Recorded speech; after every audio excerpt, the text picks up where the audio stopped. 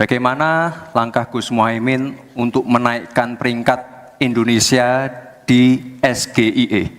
Terima kasih. SGIE. Cukup Bapak? Bapak Gibran cukup? Cukup. Baik, silakan.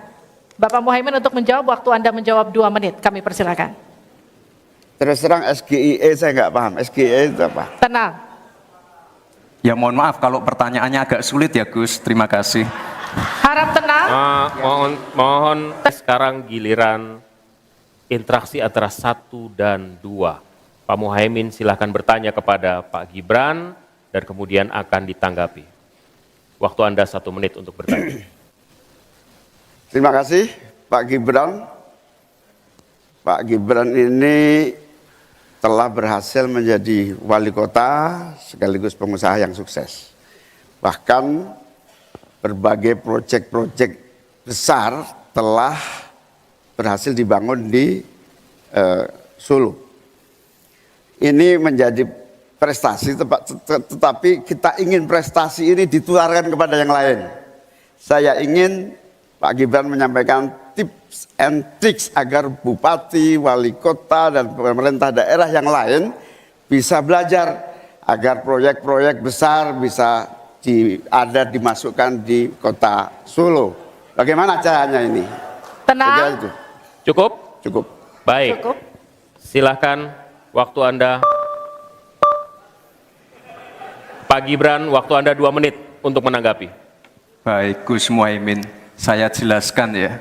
Sekarang Indonesia itu sudah memulai yang namanya pemerataan pembangunan. Yang dibangun bukan hanya Solo saja. 53% investasi kita sudah ada di luar Jawa. Kalau kita pengen fair ya Gus,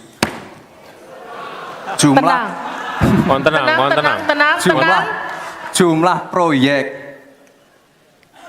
jumlah anggaran yang digelontorkan ke Solo sebelum saya jadi wali kota itu lebih besar. Saya tahulah ini arah pertanyaannya kemana, tapi yang jelas ini Gus, apa yang sudah dibangun, yang kita lihat bukan bangunan fisiknya saja, tapi kita lihat impact-nya ke warga.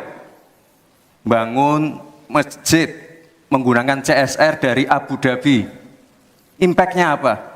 UMKM kita sekarang melesat, wisata kita melesat. Kemarin waktu Idul Fitri, kunjungan wisatawan ke Solo melebihi Jogja, itu impact-nya. Lalu kita lihat, kita punya kebun binatang Solo Safari, tidak pakai APBN. Masjid tidak pakai APBN. Tapi impact-nya apa? Impact-nya ke masyarakat.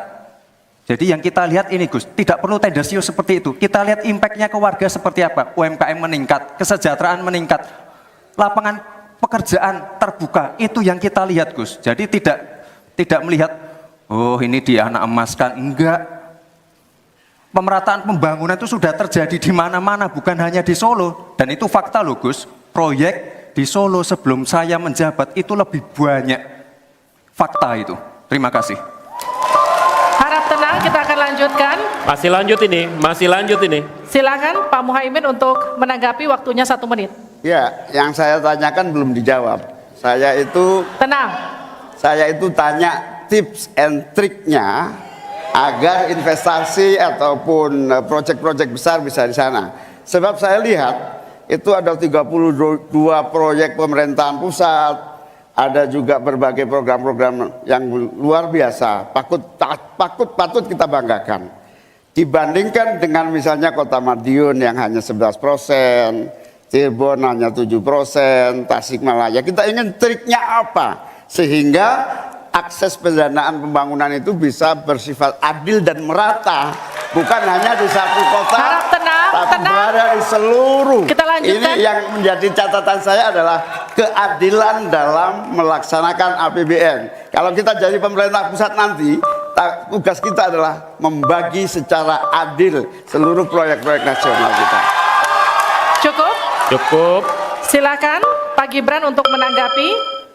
Waktunya 1 menit, silakan. Mohon tenang.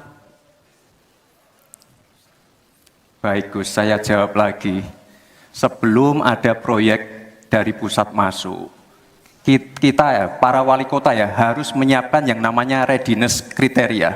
Kalau nggak ada itu, nggak mungkin proyek itu masuk. Dua, kita sebagai wali kota harus menyiapkan hal-hal non-teknis, relokasi, nego dengan warga-warga, bantaran sungai, bantaran rel kereta api. Itu Gus, satu. Lalu kita juga harus berkolaborasi, tidak semuanya pakai APBN. Ada yang pakai APBN plus APBD plus dibantu, saya sering dibantu Pak Ganjar, gubernur saya. Ini kolaborasi, jadi tidak semuanya APBN, ini kolaborasi, ada CSR juga, ada BUMN juga, ini kolaborasi. Dan sekali lagi sebelum itu masuk, kami para wali kota menyiapkan readiness kriteria, itu. Jadi ya saya kira ini cukup fair Gus. Bapak Gibran Rakabuming Raka, Anda dipersilakan untuk bertanya kepada Bapak Muhaimin Iskandar. Waktu bertanya 1 menit, saya persilakan. Baik, terima kasih. Karena Gus Muhaimin ini adalah ketua umum dari Partai PKB, saya yakin sekali Gus Muhaimin paham sekali untuk masalah ini. Bagaimana langkah Gus Muhaimin untuk menaikkan peringkat Indonesia di SGIE? Terima kasih. SGIE. Cukup Bapak? Bapak Gibran cukup? Cukup. Baik, silakan. Bapak Muhaimin untuk menjawab, waktu Anda menjawab 2 menit, kami persilakan. Terus terang SGIE saya nggak paham. SGIE itu apa? Tenang. Stop. Ada lagi pertanyaan atau ini waktu Anda untuk memberikan jawaban, waktunya 2 menit. Oke. Kalau Anda menggunakan untuk bertanya, waktu akan habis. Tidak apa-apa? Tidak apa-apa karena Oke. saya tidak pernah mendengar istilah SGIE itu. Siap. Waktu Kami persilakan. di stop, kita alihkan ke Pak Gibran. Waktu Anda 1 menit. 1 menit. Baik Gus, kita kan sedang fokus mengembangkan ekonomi syariah, keuangan syariah. Otomatis kita harus ngerti juga masalah SGIE. SGIE itu adalah State of Global Islamic Economy. Misalnya sekarang yang sudah masuk peringkat 10 besar adalah makanan halal kita, skincare halal kita, fashion kita. Nah itu yang saya maksud Gus. Dan ya mohon maaf kalau pertanyaannya agak sulit ya Gus, terima kasih. Harap tenang. Tenang. Mohon kerjasamanya. Waktu Anda, Pak Muhaimin, 1 menit untuk menanggapi. Terima kasih. Memang pertanyaan ini sungguh penting karena Indonesia dengan jumlah umat Islam yang terbanyak di dunia, sekaligus bukan saja sebagai pasar ekonomi syariah, pasar pariwisata halal, pasar perbankan syariah, tetapi sekaligus punya potensi menjadi pusat ekonomi syariah dunia. Nah, posisi kita yang masih di bawah ini membutuhkan langkah-langkah penting agar yang disebut SGIE ini menjadi kita menaikkan peringkat kita. Ada beberapa hal yang bisa kita lakukan.